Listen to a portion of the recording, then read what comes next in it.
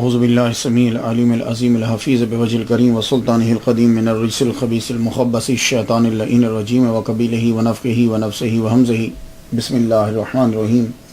تمام نبیوں کے سردار حضرت محمد صلی اللہ علیہ وآلہ وسلم اور تمام مذاہب کے سردار دین اسلام کے پیروکاروں، سلام علیکم طبتم، برکتیں اور رحمتیں آپ پر، صلاۃ و سلام دنیا کی عظیم ہستی محمد مصطفیٰ صلی اللہ علیہ وسلم پر اور ان کے ماں باپ، دنیا کے عظیم ماں باپ پر، حضرت عبداللہ اور حضرت آمینہ۔ آج کی گفتگو 43ویں مرحلے میں 43ویں مرحلے میں داخل ہو گئی۔ آج جن کے بارے میں گفتگو کرنا چاہتا ہوں، حقیقی طور پر اگر کسی کو ثانی حسین ابن منصور کہا جائے حلاج، تو وہ یہی ہے، صحیح طور پر اگر کہا جائے۔ میری مراد صوفی محمد سعید المعروف سرمد شہید کاشانی قلندر رحمۃ اللہ علیہ، سرمد کے نام سے مشہور ہوئے۔ ویسے ان کا اصلی نام جو ہے وہ سعید ہے۔ ایک جگہ بہت پہلے میں نے جو کتاب لکھی تھی قتل ہی قتل، اس میں میں نے غلام احمد لکھا ہے، احمد، اب وہ میرے پاس ذریعہ نہیں کہ میں نے کہاں سے نوٹ کیا تھا، یقیناً کہیں سے لکھا ہوگا، لیکن سعید جو ہے وہ مشہور ہے۔ سعید اور سرمد آپ نے اپنا ٹائٹل رکھا، جب آپ شاعری کرنے لگے تو لقب جو ہے وہ آپ نے سرمد رکھا، تو اسی لقب سے ہی یہ مشہور ہو گئے۔ آئیے گفتگو آگے بڑھاتے ہیں۔ تاریخ پیدائش آپ کی جو ہے وہ 1590 ہے، جس کی یہ 2013 جا رہی ہے۔ تاریخ شہادت آپ کی جو ہے وہ 1661 ہے۔ مزار آپ کا دہلی میں ہے، جامع مسجد دہلی کے نیچے، اور کام آپ نے بہت زبردست کیا ہے۔ توریت کا ترجمہ آپ نے فارسی زبان میں کیا، اور توریت آپ کو پتہ ہے ہیبرو میں، اور اس کے علاوہ آپ کو فارسی، ہندی، عربی، ہیبرو، یہ سب زبانیں آپ کو آتی تھی، اور آپ نے 334 کوارٹرینز، آپ نے 334 رباعیات جو ہیں وہ چھوڑی۔ کاشان کے اندر جو ہے وہ آپ پیدا ہوئے۔ آئیے اب سٹوری میں آگے بڑھتے ہیں۔ ذرا آپ کا وطن جو ہے وہ کاشان ہے۔ کاشان ملک ایران میں، تو آپ بائی برتھ جو ہیں، اس لیے آپ کے نام کے ساتھ کاشانی لگتا ہے، تو آپ مسلمان نہ تھے۔ کاشان جو ہے یہ اصفہان صوبہ جو ہے نا، اس کا ایک شہر ہے یہ کاشان۔ اصفہان اپنے برتنوں اور ٹائلز کی وجہ سے بڑا مشہور ہے۔ یہ ٹائلیں جو استعمال کرتے ہیں نا، اس کی وجہ سے بڑا مشہور ہے۔ اور ویسے پرانی تفسیر کی کتابوں میں اگر آپ پڑھیں نا، تو اصفہان میں کہتے ہیں کہ جب سانپ آئے تھے، اوپر سے سانپ شیطان، وہ جو اسٹوری بیان کی جاتی، کہتے ہیں کہ اصفہان میں سانپ گرے تھے، اور اصفہان کے اندر یہودی بھی رہتے ہیں۔ یہ بات یاد رکھیے، زیادہ تر یہودی اب بھی ہیں اصفہان کے اندر، اور دجال جب آئے گا تو اصفہان کے جو یہودی ہیں وہ اس کی ہیلپ کریں گے۔ یہ بات یاد رکھیے، بہت بڑی تعداد جو ہے وہ اس کو سپورٹ کرے گی وہاں سے۔ تو یہ بھی اصفہان کے شہر کاشان کے اندر جو ہے وہ پیدا ہوا۔ 2006 کے مطابق اس کی آبادی جو ہے وہ 2,48,789 ہے۔ اصفہان کی 22 کاؤنٹیز ہیں، 22 کاؤنٹیز، جیسے امریکہ میں یہاں رہتا ہوں، یہاں ہیرس کاؤنٹی ہے، اسی طرح اس کی کاؤنٹیز ہیں 22 کاؤنٹیز میں سے ایک کاشان ہے۔ کچھ کاشان کے بارے میں سمجھ آ گیا کہ کہاں رہتے تھے؟ کاشان۔ ایک بات آپ کو میں بتاؤں کاشان کی، حضرت عمر رضی اللہ تعالیٰ عنہ کو ایک بندے نے مارا تھا، کچھ یاد آیا؟ ہاں، ابو لولو فیروز۔ ابو لولو فیروز کا جو مزار بنایا گیا نا، وہ کاشان کے اندر ہے، اور یہ مجھے سمجھ نہیں آئی، اس کا مزار بڑا شاندار بنایا ہوا ہے، بڑی شاندار عمارت ہے، اور وہ جو سٹائل ہے بلو کلر کا جو ایران کا ہے، وہ بالکل آپ کو وہاں نظر آئے گا۔ دیکھیے،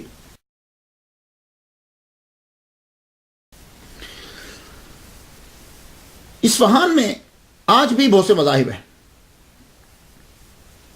اور یہاں جو ہے وہ یہودی رہتے ہیں۔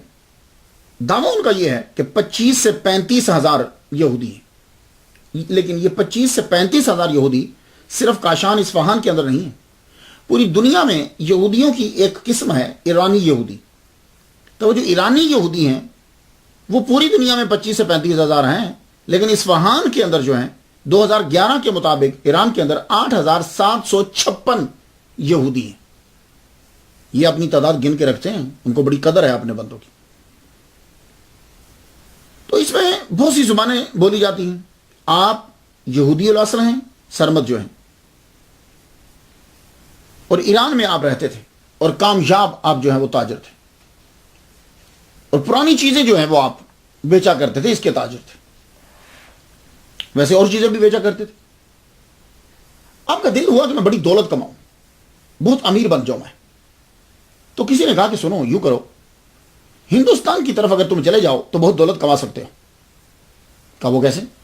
کہا ایران سے جو جاتا ہے ہندوستان کے اندر تو اس کی بڑی قدر ہوتی ہے اور اس کو بڑا اعلیٰ عہدہ دیا جاتا ہے، کیونکہ مغل خاندان جو ہے وہ ایران کو پریفر کرتے تھے، یہاں کے علماء، یہاں کے لوگوں کو بڑی ترجیح دیتے. تو تم وہاں چلے جاؤ. کہنے لگے اچھا. تو وہاں چلا جاؤں تو وہاں کے لوگ کون ہیں، کیا کرتے ہیں، مجھے اس کے بارے میں کچھ انفارمیشن چاہیے. اگر آدمی مال لے کے ویسے ہی چلا جائے تو گھاٹا کھائے گا، خسارہ ہوگا. کہنے لگے یار وہاں فارسی بھی چلتی ہے، دوسری زبانیں لوگ سمجھتے ہیں، لیکن وہاں زیادہ تر صوفیہ کا قبضہ ہے. صوفیہ جو ہے نا ان کا بڑا وہاں غلبہ ہے، بادشاہ بھی جو ہے وہ ان کی سنتے ہیں. کہنے لگا اچھا، تو مجھے تو پھر صوفیہ کے بارے میں جاننا چاہیے. تو آپ کو میں اپنی گفتگو میں بھی اور ویسے بھی بتا چکا ہوں کہ ایران کے اندر بھی صوفیہ کا جو ہے وہ غلبہ تھا. ایران کے اندر بھی تصوف، صوفیہ کرام ہیں، خانقاہیں وہاں بھی ہیں.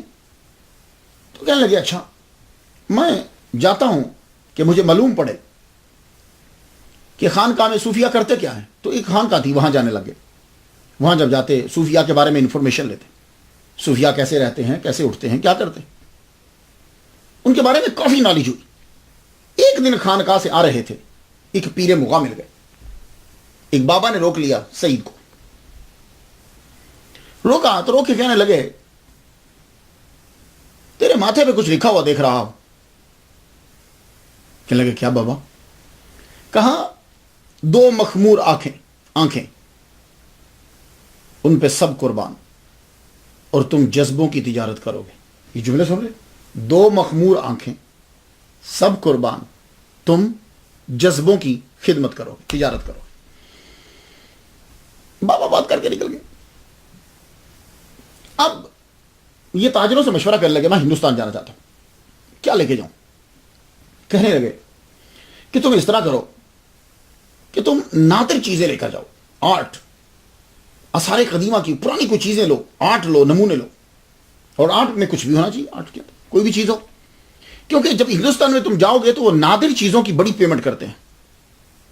جو پرانی تاریخی ورثہ ہے نا جو اس کی. کہا اچھا تو میں جاؤں کہاں؟ کہنے لگے کہ راؤٹ جو تم نے اختیار کرنا ہے تم کرو. ہندوستان جب جانے لگو تو تم ٹھٹھا اترو، ٹھٹھا مرکز ہے.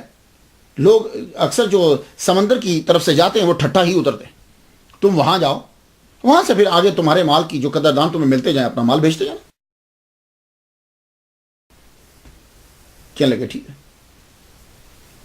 تو اب یہ ہندوستان کا ارادہ کیا انہوں نے، نادر نمونے لیے، آرٹ وہاں سے خریدا. اب لے کر سیدھا اب جا رہے ہیں ٹھٹھا پہنچے. ٹھٹھا کے ساحل پہ جب اترتے، اتر کر جا کے سرائے میں جا کے ان میں جا کے کمرہ کرائے پہ لے لیا.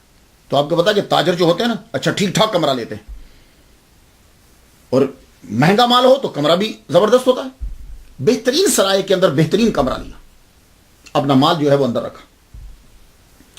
جب یہ ٹھٹھا میں پہنچے تو اس وقت شاہ جہاں، جن کا اصل نام جو ہے وہ کیا ہے، شہاب الدین محمد خرم المعروف شاہ جہاں، یعنی اورنگزیب کی ابا کی حکومت تھی.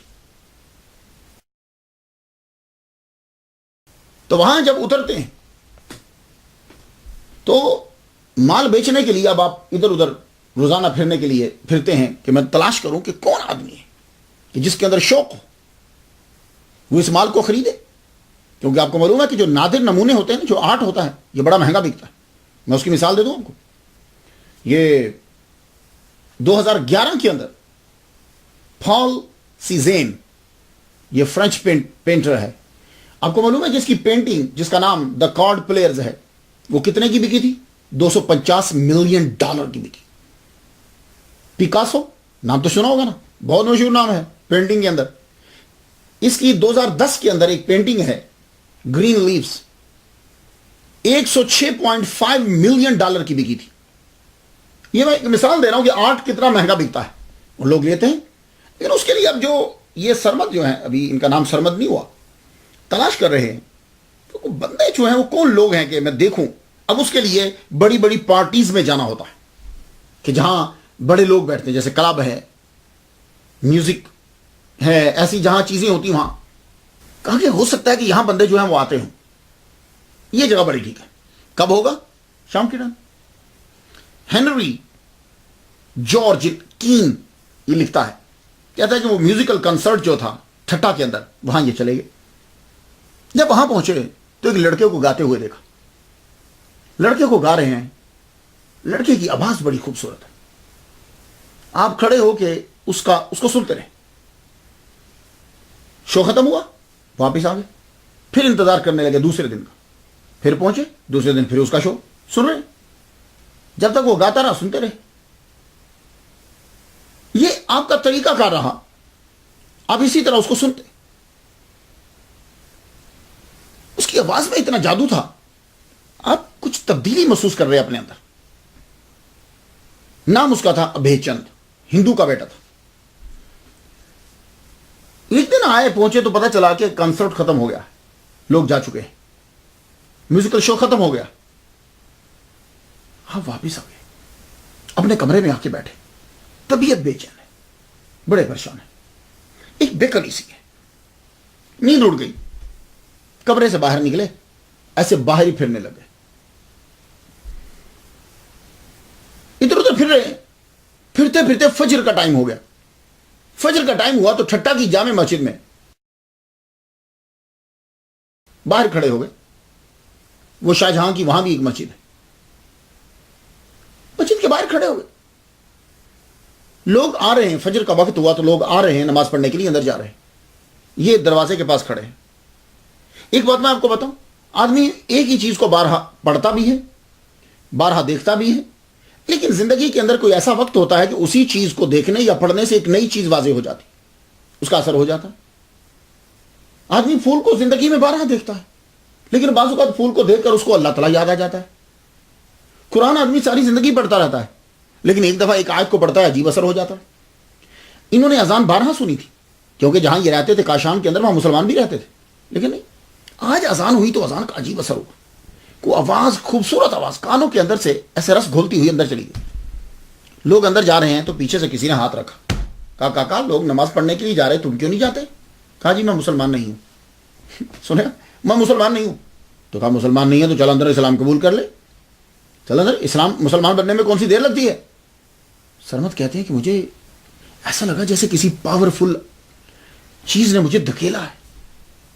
میں مسجد کی جانب چل پڑا. میں اندر گیا, اندر وہ بابا جی مولوی صاحب سے کہنے لگے, مولوی صاحب اس لڑکے کو کلمہ پڑھاؤ. انہوں نے کلمہ پڑھایا, میں پڑھتا گیا, لا الہ الا اللہ محمد رسول اللہ. میں نے پڑھ لیا, میں نے اسلام قبول کر لیا, میرا نام سعید رکھ دیا گیا. تو یہ ہے ان کا اسلام قبول کرنا کہ چلے یہ یہودی ایران سے یہ چلے تجارت کرنے کے لیے آئے, ٹھٹا میں جب پہنچے تو اسلام قبول کر لیا, نام رکھ دیا سعید. سعید نام رکھا. اب آپ کا اسلام قبول کرنا تھا کہ بڑی شہرت ہو گئی. خاص طور پر ہندوؤں کو بڑا دکھ ہوا. ہندو جو ہیں بات کرنے لگے, پکڑ لیا لوگوں نے. ایک بہت بڑا ہندو تھا تاجر, اس نے پکڑ, کہا بھائی تمہارے بارے میں سنا ہے کہ تم ایران سے آئے ہو, یہودی تھے, اسلام کا ہے کو قبول کر لیا تم نے. کہنے لگے بس میرے دل پہ اثر ہوا. وہ کہنے لگے تیرے دل پہ اثر ہوا؟ ہم لوگ عرصہ دراز سے یہاں رہ رہے ہیں, اذان روز سنتے ہیں, ہمارے دل پہ اثر تو نہیں ہوتا. تو کہنے لگے اسلام جو جذبات رکھتے ہیں نا ان کو مائل کرتا ہے, منکروں کو مائل نہیں کرتا. تم بے بصر ہو اس لیے تم پہ اثر نہیں. برہمن نے بڑا سمجھایا, پھر اس نے ایک اور چال چلی. کہا گھر بلاتے ہیں.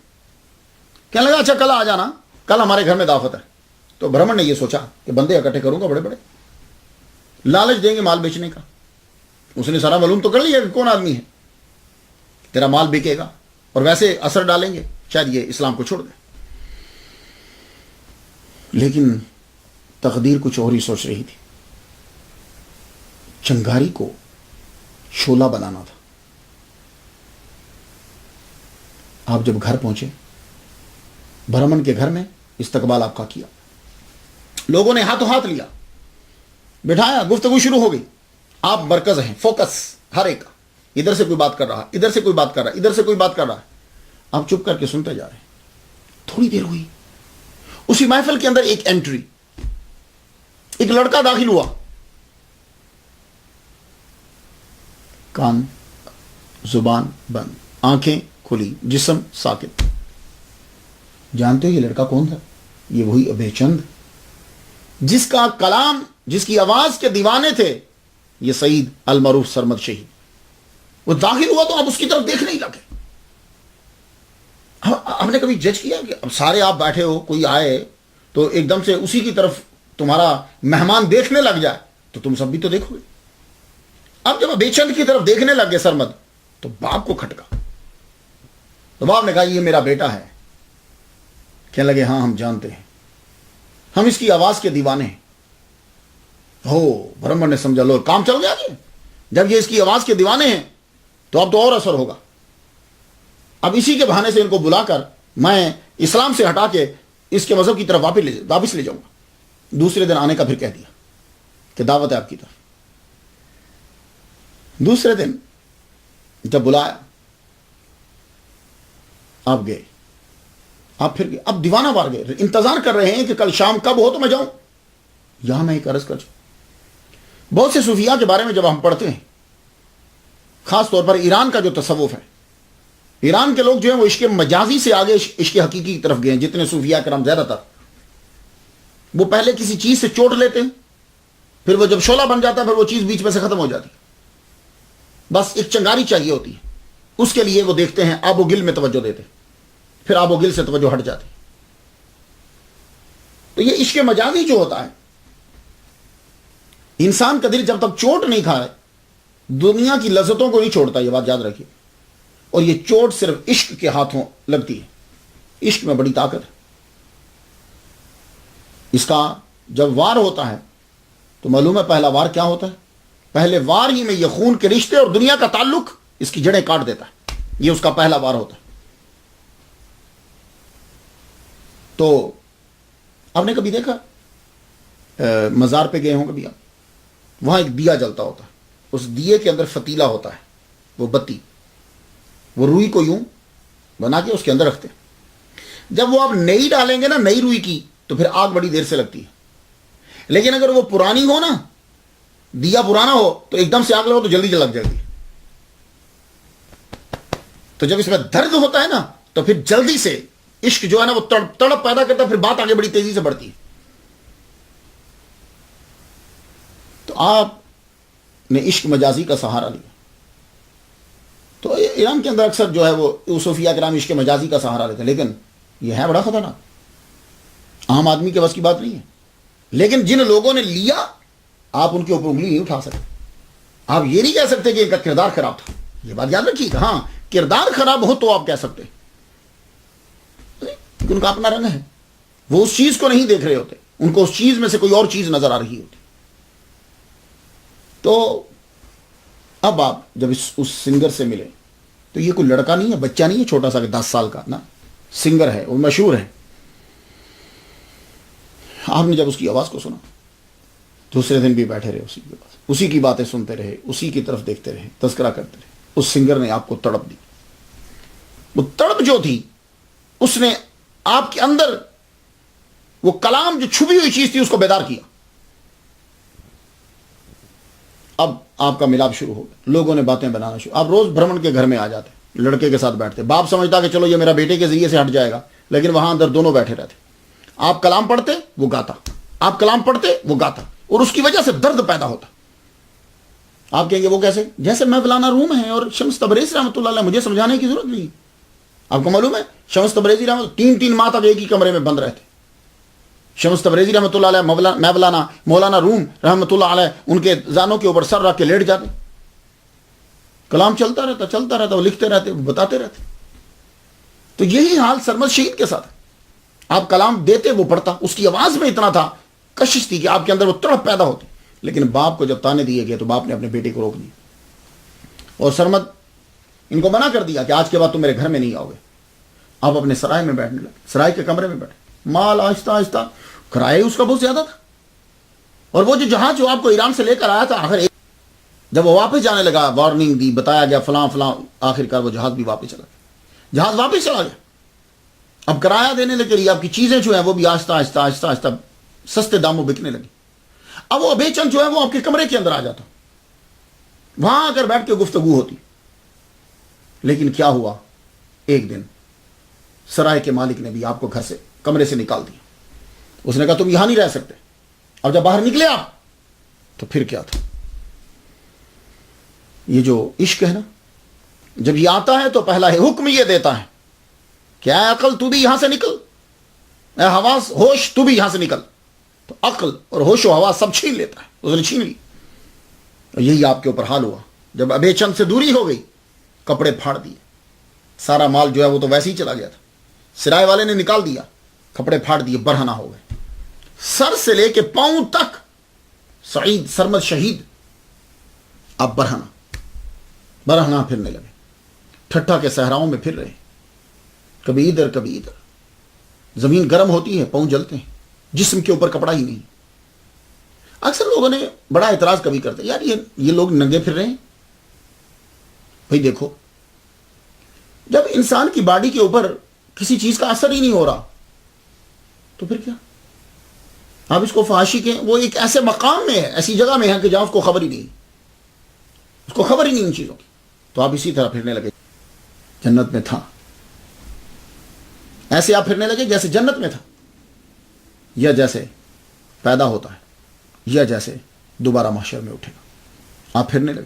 لیکن ٹھٹھا کے لوگوں نے آپ کو رہنے نہیں دیا, نکال دیا. اس برہمن کی وجہ سے, وہ برہمن امیر آدمی تھا, ٹھٹھا سے نکال دیا. آپ ٹھٹھا سے نکلے تو لاہور آ گئے. لاہور آپ آ کر 11 یا 13 سال آپ نے لاہور میں گزارے.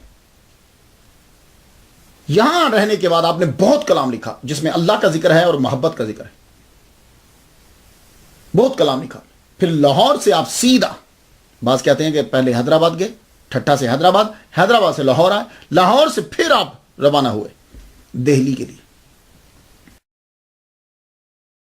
1657 میں آپ دلہی میں پہنچے. اب جہاں جاتے تھے برہنہ ہی رہتے تھے. اب یہ دہلی جو ہے, اسے بولا دہلی جاتا ہے, انگلش میں لکھا اس کو دلہی جاتا ہے. یہ اصل جو ہے اس کو دلی بھی کہا جاتا ہے, اردو کی ڈکشنریز کے اندر دلی بھی لکھا ہوا ہے, لیکن یہ اصل میں لفظ دہلی ہے. دہلی کیوں؟ اس لیے کہ اس شہر کو راجہ دہلو نے بسایا تھا. دلو بھی کہتے ہیں, راجہ دہلو نے بسایا تھا. دہلو سے دہلوی, دہلی. اب یہ دلہی انگلش میں DEL کیسے لکھا جاتا ہے, مجھے حوالہ تو میرے پاس کوئی نہیں ہے, لیکن ایک مجھے یاد ہے کہ میں جب 7ویں میں پڑھتا تھا, میرے استاد محترم تھے شاکر صاحب, تو وہ بتانے لگے کہ ملکہ ایک دفعہ آئی تھی, تو ملکہ سے دہلی جو ہے نا وہ DEL لکھا گیا, DEH کے بجائے DEL لکھا گیا. تو تب سے انگلش میں دلہی ہی لکھتے ہیں, جبکہ دلہی جو ہے وہ لفظ نہیں, لفظ دہلی ہے. تو دہلی آج بھی بہت مشہور, تقریباً 23 ملین کے قریب اس کی آبادی ہے, انڈیا کا مشہور شہر ہے یہ. تو آپ سیدھا دہلی گئے. یہ دہلی جو تھا کہاں گئے, وہاں مسجد جہاں نما میں,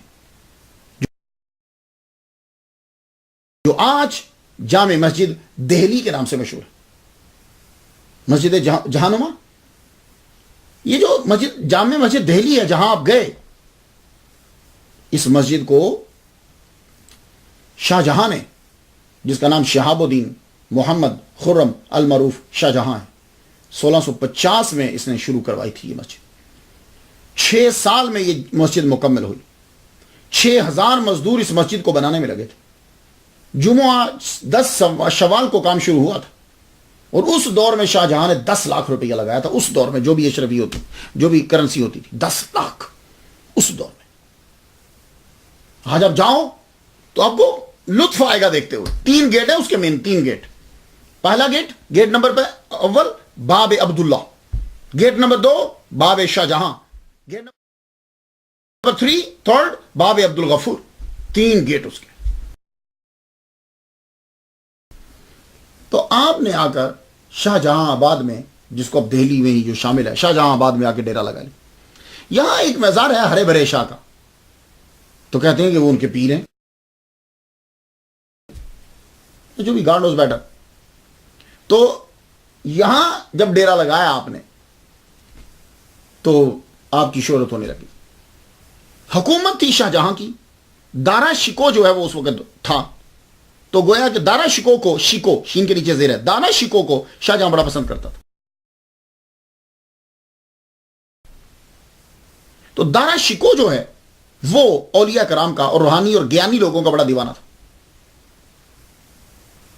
تو جب آپ کی شہرت ہوئی تو ایک دن دربار میں بلایا گیا.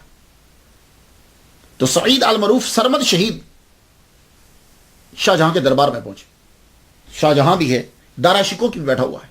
گفتگو شروع ہوئی تو سرمد شہید انہوں نے گفتگو جب کی تو بڑا متاثر ہوا شاہ جہاں بھی اور دارا شکو بھی. جب متاثر ہوا تو تب دوستی شروع ہو. اب تو محفلیں جمنے لگی, گفتگو جو ہے وہ ہونے لگی. تو دارا شکو جو ہے, اس کی گفتگو اگر تھوڑی سی نہ کروں اور سرمد شہید کی گفتگو کر جاؤں تو انصاف نہیں ہوگا. دارا شکو جو ہے شاہ جہاں کا یہ بڑا بیٹا ہے. اس کی والدہ ممتاز محل, جس کے لیے تاج محل جو ہے جس کی یاد میں بنایا گیا. دارا شکو 20 مارچ 1615 عیسوی میں اجمیر میں قریب پیدا ہوا. سب سے پہلے باپ نے اس کو آرمی میں عہدہ دیا. ترقی کرتے کرتے کرتے کرتے 50,000 فٹ اور 40,000 گھوڑے اس کے انڈر دیے گئے. بہت بڑا یہ رتبہ ہوتا ہے, بڑا مرتبہ ہوتا ہے آرمی کے اندر. 10 سپٹمبر 1642 کو باقاعدہ اعلان کر دیا گیا کہ دارا شکو جو ہے خرم المعروف شاہ جہاں کے بعد بادشاہ بنے گا. تو دارا شکو کی ولی عہدی کا اعلان کر دیا گیا. بلند اقبال, شہزادہ بلند اقبال, یہ جب اعلان کر دیا گیا, یہ اولیاء کرام سے, روحانی لوگوں سے, ان سے بڑا پیار کرتا تھا اور بڑا پڑھا لکھا آدمی تھا. اس لیے شاہ جہاں نے اس کو اپنا جانشین بنایا. کئی کتابوں کا یہ مصنف ہے, اٹھنا بیٹھنا اس کا ان لوگوں کے ساتھ رہتا تھا. شہاب الدین محمد خرم المعروف شاہ جہاں نے اپنی زندگی کے اندر چاروں بیٹوں کو, اس کے 4 بیٹے, چاروں بیٹوں کو عہدے بانٹ دیے تھے. اس کا ایک بیٹا مراد, اس کو احمد آباد گجرات کا گورنر بنا دی. دوسرا بیٹا شاہ شجاع, اس کو بنگال کی گورنری دے دی. تیسرا بیٹا اورنگزیب, اورنگزیب کو دکن کا گورنر بنا دیا. اور یہ جو دارا شکو ہے اس کو ولی عہد بنا دیا اور شہزادہ بلند اقبال کا ٹائٹل دے دیا. سمجھ گیا آپ؟ تو دارا شکو کی سمجھا کہ دارا شکو کے 3 اور بھائی, ان میں سے ایک اورنگزیب جس کا اصل نام محی الدین ہے. تو اورنگزیب عالمگیر کے نام سے وہ مشہور ہوا. مگر ہوا کیا کہ جب والد گرامی بیمار ہو گئے شاہ جہاں, تو بیٹوں نے جب سنا کہ باپ نے دارا شکو کو ولی عہد بنا دیا ہے تو انہوں نے خود مختاری کا اعلان کر دیا اپنے اپنے علاقوں میں. اورنگزیب نے بھی باپ کے خلاف بغاوت کر دی اور مراد نے بھی, شاہ شجاع نے بھی, تینوں بیٹوں نے اپنے باپ کے خلاف بغاوت کر دی.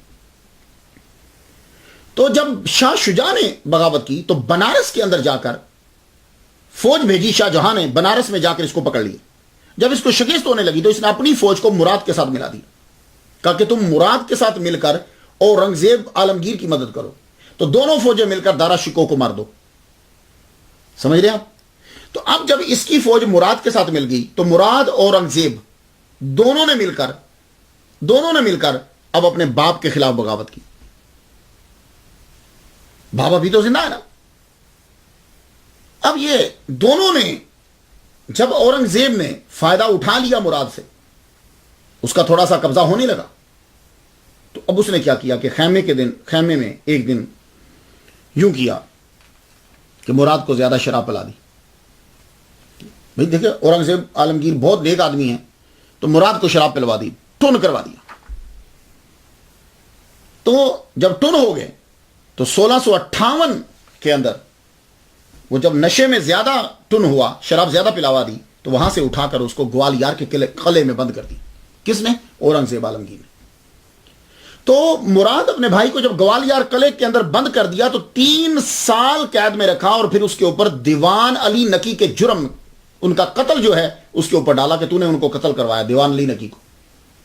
اس کے بعد ان کو قتل کروا دیا گیا. تو جب اورنگزیب نے مراد کو قتل کروا دیا، اب بچ گیا دارا شکو.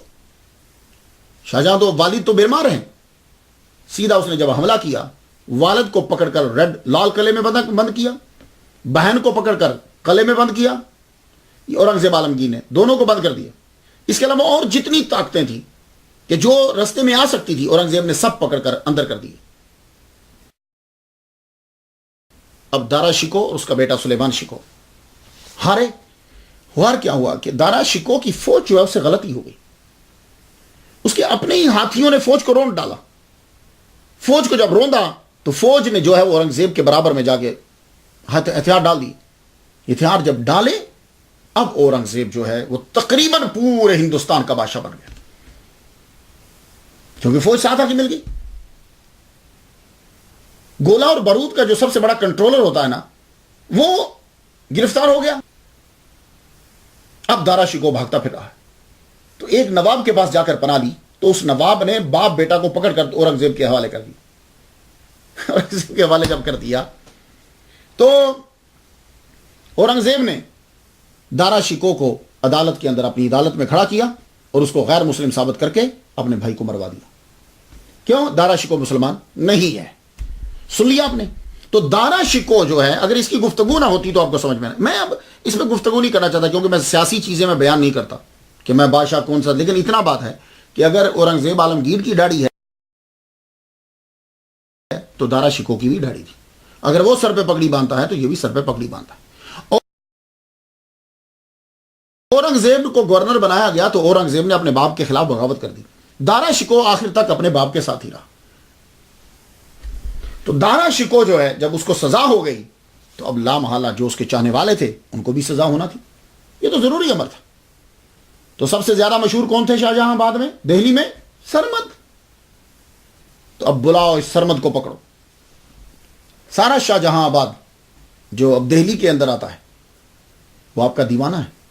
آپ کے اوپر ہاتھ ڈالنا آسان نہیں ہے کہ آپ کے اوپر ہاتھ ڈال دیا جائے. نہیں، ایسا نہیں ہوگا.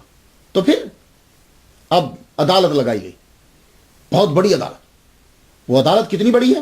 چیف جسٹس اس عدالت کے اندر خود بیٹھا، ورنہ تو چھوٹے جج فیصلہ کرتے ہیں. ملا کبھی چیف جسٹس، اور اورنگزیب عالمگیر خود اس عدالت کے اندر بیٹھا. بلاؤ جا کے سرمد کو لے کر آؤ.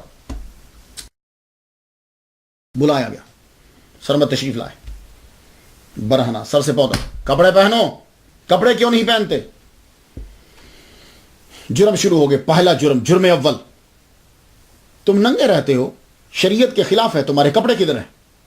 آپ نے فرمایا ایک چور ہے سینے میں، اس نے چرا لی ہے. دزدے عجب برہنہ کرداست تمہارا.